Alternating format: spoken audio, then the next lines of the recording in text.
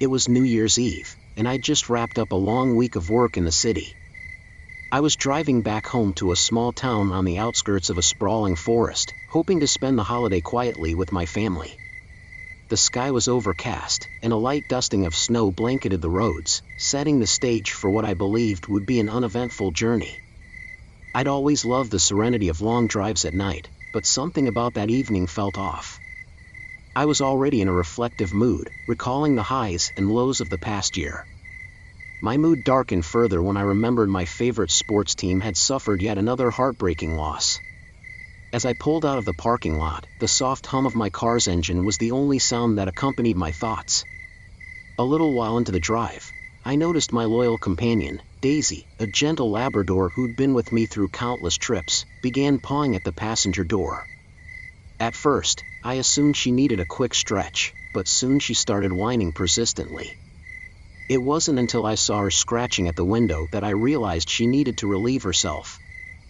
Reluctantly, I pulled over at a small clearing by the roadside, the only bit of light coming from the car's headlights and a few distant farmhouse lamps. The cold air bit at my cheeks as I stepped out, and I unlatched Daisy from her leash.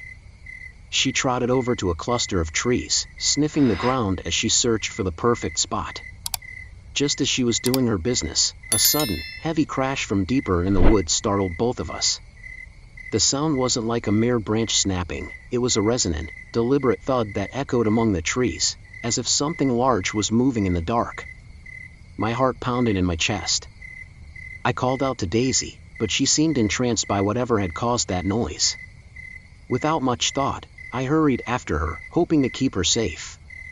The forest was unnervingly silent except for our hurried footsteps and the crunch of snow underfoot. I switched on my phone's flashlight, its weak beam barely piercing the darkness. The deeper we ventured into the woods, the more intense my anxiety grew. Shadows danced between the trees, and every rustle sent shivers down my spine. I tried calling Daisy's name again, but all I received was the sound of my own heavy breathing and the occasional snap of twigs. My instincts screamed at me to turn back, yet I pressed on, desperate to retrieve her before she wandered too far. After what felt like an eternity, I finally saw her. Daisy was crouched near a thick patch of underbrush, her body trembling and her eyes wide with fear. She looked as if she had encountered something unspeakable. I rushed to her, scooping her into my arms, feeling an overwhelming sense of relief as she nuzzled into me. But there was no time to relax. The unsettling silence was abruptly broken by another series of crashes from behind us. This time, they came closer and with a deliberate rhythm, as if someone, or something, was following us. My pulse raced even faster as I urged Daisy to stay close. I didn't dare look back for too long, yet the nagging feeling of being watched compelled me to steal a glance over my shoulder. In that brief moment, I caught sight of a dark figure standing at the edge of the clearing. It wasn't clear if there was just one or several silhouettes, but their presence was undeniable. Panic surged through me as I realized that whatever was out there had noticed our intrusion into its territory. Without thinking, I grabbed Daisy and bolted back toward the car. The forest seemed to close in around me as I ran, branches whipping past my face and the sound of pursuit echoing in the cold night air. I could hear my own ragged breaths mingling with the frantic thumping of my heart. Every instinct told me to run faster, to leave this cursed place behind, but the darkness and the unknown seemed determined to keep us. Just as I neared the car, I heard a low, guttural sound, a noise that wasn't quite human, and for a moment, time seemed to freeze. I fumbled with the keys, my hands shaking uncontrollably, and finally managed to unlock the door. I flung Daisy inside and jumped into the driver's seat, not daring to look back. I started the engine and tore down the narrow, snow-lined road, my mind still racing with terror and disbelief. It wasn't until I was a few miles away that I allowed myself a brief moment of respite. I glanced over at Daisy, who was whimpering softly in the back seat. That's when I noticed a small gash along her flank, a cut that I hadn't seen before. My heart sank as I realized that in the chaos of our escape, she must have been injured. I pulled over at a safe spot by the roadside, my hands trembling as I reached into the glove compartment for the first aid kit I always kept for emergencies. Gently, I cleaned the wound and wrapped it as best as I could, all the while apologizing to Daisy in a soft, soothing voice. The ordeal had taken a toll on both of us, and the gravity of the night's events began to settle in. I knew that something in those woods was not natural, something that could only be described as malevolent. The chilling realization that we had encountered a presence far more sinister than any ordinary animal or stray human left me numb. After making sure Daisy was stable, I resumed my drive home, the memory of those dark figures haunting every turn of the road. I couldn't shake the feeling that they were still out there, lurking in the shadows, waiting for their next chance to strike. Even as I arrived home and locked the door behind me, the echo of that night lingered, a constant reminder of the terror I had barely escaped. In the days that followed, I searched for any explanation or rational cause behind the strange sounds and shadowy figures in the forest. But every investigation led to dead ends, and the locals only offered cryptic warnings about those woods. Some said that on cold nights like that, the forest had a way of swallowing people whole, leaving behind only whispers of what once was. I now avoid that stretch of road whenever possible, and I never venture into the woods after dark. The memory of that New Year's Eve still sends a chill down my spine, and every time I see a shadow move at the edge of my vision, I remember that night and the terror of not knowing what lurked in the dark. What I'm about to share still sends shivers down my spine every New Year's Eve. It was a few years ago, and I had planned to spend the holiday with some old friends in a remote mountain cabin. I left the city in the early afternoon, excited about the chance to escape the usual hustle and enjoy some quiet time in nature. The roads were clear at first, and I even had time to appreciate the beauty of the fading autumn light as I made my way toward the mountains. As dusk approached, the weather began to change unexpectedly. At first, it was just a few light flurries that gently danced across my windshield, giving the landscape an almost magical quality. I slowed down, enjoying the surreal scene. But within minutes, the soft snowfall turned into a relentless blizzard. The road ahead quickly vanished behind a thick wall of white, and the temperature dropped so drastically that my breath became visible in the freezing air. Realizing that continuing in such conditions could be dangerous, I pulled over onto the shoulder of a deserted highway. My car shuddered as it settled into the biting cold, and I sat there for a moment, watching as the snow piled up around me. With no other vehicles in sight, I reluctantly decided to wait out the worst of the storm. I called my friend to let them know I was stranded, but their voice on the other end only deepened my unease. They sounded worried, too. As I sat alone in the dim light of my car's interior, I tried to distract myself by turning on the radio. Static and distant weather reports filled the silence, but nothing could shake the growing feeling of isolation. The howling wind outside seemed almost to whisper secrets, as if the storm itself were alive and intent on keeping me captive. Every gust rattled the windows, and I found myself gripping the steering wheel tightly, anxiously glancing at the dark, swirling world beyond. After what felt like an eternity, the beam of a distant headlight cut through the snow. Relief surged through me as I saw a large vehicle approaching slowly. I couldn't make out many details, but the shape suggested it was a plow or a truck clearing the road. I quickly rolled down the window, hoping to get some help. The vehicle came to a stop beside me, and an older man stepped out. He was bundled up in a thick coat and a knit hat, his face weathered and lined from years of braving harsh winters. He greeted me in a gravelly voice, asking if I was all right. I explained my situation, and he nodded, understanding without judgment. His name was Frank, and he offered to give me a ride to a nearby service station where I could warm up and call for further assistance. Desperate for any relief from the biting cold, I hesitated for only a moment before accepting his offer. Climbing into the cab of his rugged pickup, I was initially comforted by the warmth that contrasted sharply with the frigid night outside. However, as Frank drove off, I began to notice small details that set off alarm bells in my mind.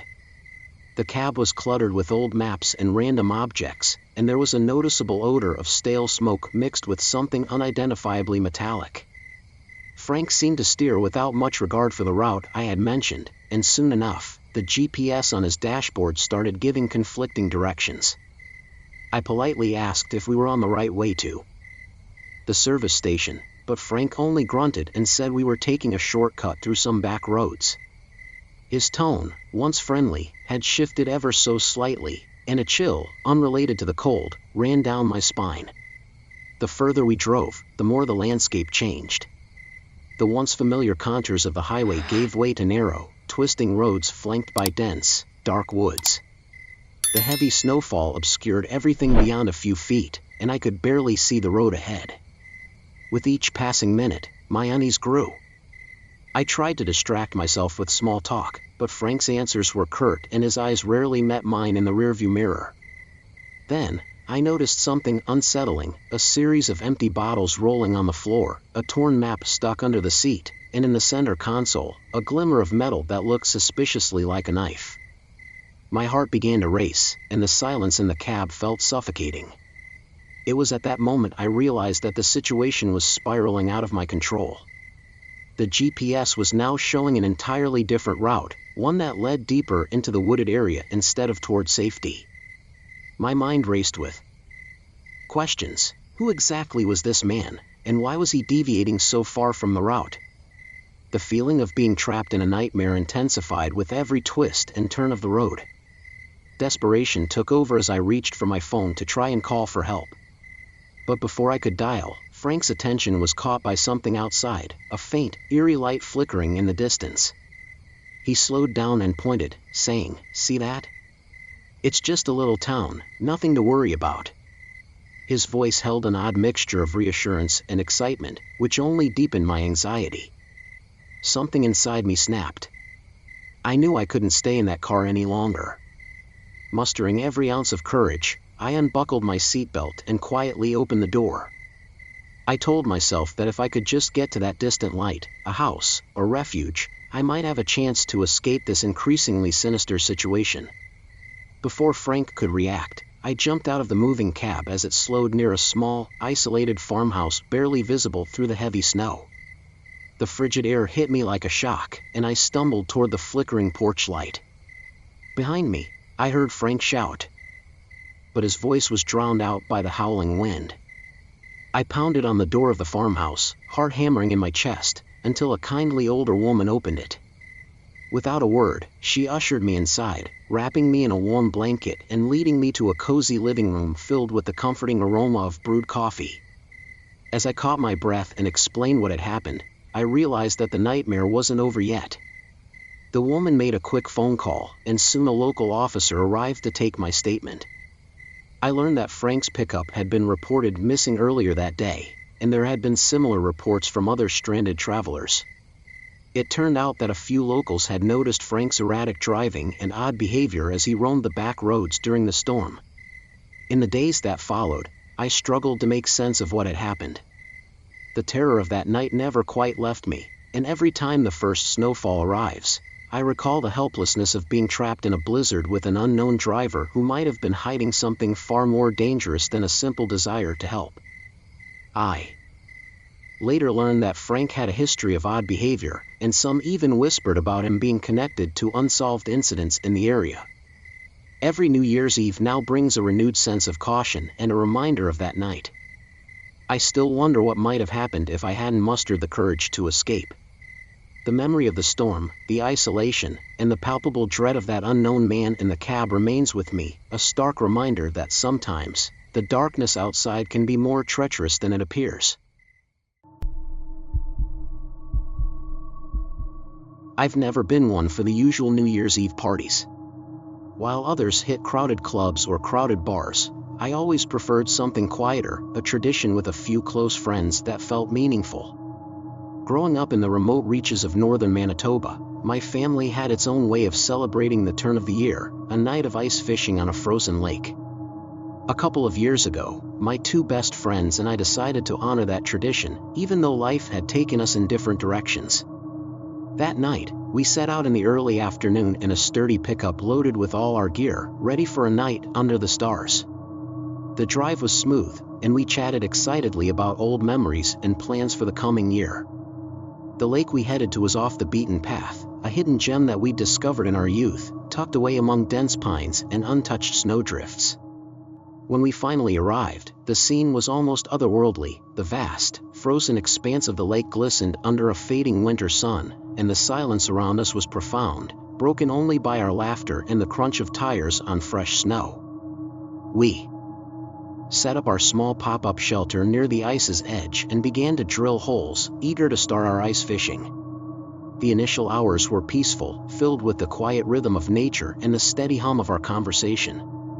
But as midnight drew closer, the temperature plummeted, and an unexpected gust of wind whipped across the lake, carrying with it an eerie chill. The once comforting silence turned unsettling. Just as we were settling into our chairs and warming our hands over a small portable heater, a figure appeared in the distance. At first, we thought it might be another angler, someone drawn by the same tradition. But as the figure drew nearer, it became clear that something was off. The man was dressed in heavy winter gear, his face partially hidden beneath a balaclava, and he moved with an urgency that was out of place in such a tranquil setting. He didn't wave or call out, he simply stood there, staring at us. We exchanged uneasy glances, wondering if he might need help or if he was simply lost. Before we could decide on a course of action, the stranger suddenly broke into a run, shouting something incomprehensible. In our confusion, we gathered our gear and followed him toward the denser part of the lake where the ice seemed less reliable. Our hearts pounded as we hurried after him, each step crunching in the thick snow, the cold air stinging our faces. As we reached the edge of a narrow ice channel, two more figures emerged, standing silently under a flickering street lamp from a nearby boathouse. They were dressed not for ice fishing, but in plain, dark clothing that contrasted sharply with the wintry landscape. One of them stepped forward and, without a word, pulled a handgun from beneath his coat, pointing it directly at us. In that frozen moment, time seemed to slow. The man's eyes were cold, and his expression left no room for negotiation. Our initial shock gave way to panic. My heart raced as he barked for us to hand over our valuables. Nate, the most level-headed among us, fumbled for his phone, but the stranger snatched it away before we could even dial for help. The tension was palpable as we stood there, hands trembling and breath visible in the freezing air. In a split-second decision, we surrendered what little we had, wallets, keys, even a couple of cherished keepsakes, in a desperate attempt to de-escalate the situation. Once their demands were met, the armed man motioned for his accomplices to back off, and they retreated into the darkness as quickly as they had appeared. We were left standing in silence, the only sound our ragged breathing and the distant whisper of the wind across the ice. We couldn't understand how a simple night of ice fishing had taken such a terrifying turn. Shaken and still in disbelief, we gathered our belongings and slowly made our way back to our truck. The path we had trodden moments earlier now seemed treacherous and alien. We piled into the pickup, our faces etched with a mix of anger, fear, and disbelief. Nate immediately dialed the police, explaining our ordeal as clearly as we could while trying to steady our trembling voices. The operator assured us help was on the way, but the cold, harsh reality of that night lingered long after the call ended. Later, as we sat huddled together in the dim light of our truck, waiting for the authorities to arrive, we couldn't shake the image of those men lurking on the frozen shore. That night, as the first light of dawn crept over the horizon, we drove away with a heavy silence, knowing that our once beloved tradition had been forever tainted by a brush with real danger. Even now, every New Year's Eve, I feel the chill of that night. The memory of the isolated lake, the desperate run on thin ice, and the cold gaze of a masked stranger serves as a haunting reminder. Sometimes, the darkness hides more than just the absence of light.